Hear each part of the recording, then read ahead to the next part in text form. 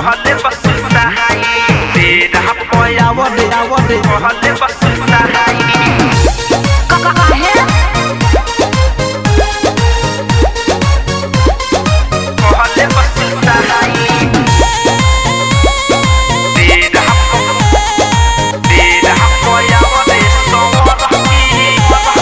पीछे पीछे कुकुर लेखा धावता रे कोई दिन से हम क्या घुरिया बता रे मने ये कहबू अरे काहे जी धनिया न पीछे पीछे कुकुर लेखा धावता रे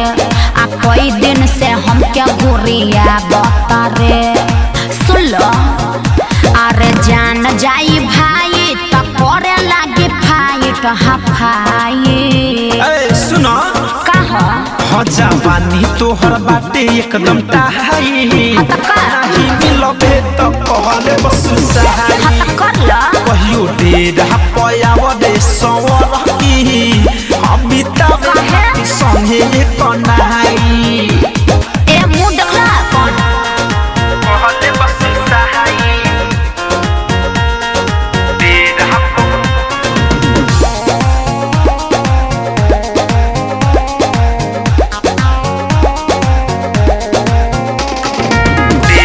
पयावरे सोवरकी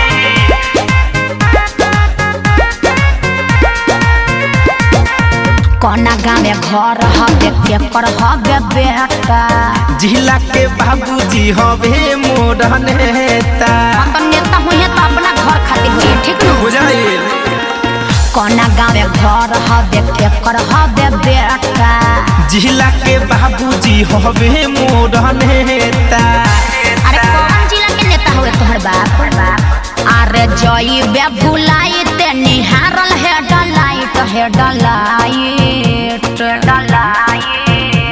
जवानी तोहर बाटे एकदम टाहाई नाही मिलबे तो कहले बस सहाई तो कर लो कहियो डेढ़ा पयावरे पतरकी का कहला किताबे खाती संगे कनाई ए ज्यादा फालतू ना कहले बस सहाई डेढ़ा पयावरे आवरे कहले बस सहाई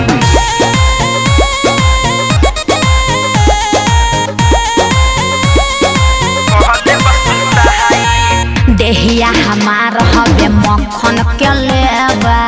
एक बेर का रहले राहुल राय से ते सेवा देखो आलतू फालतू मत समझो बुझाइल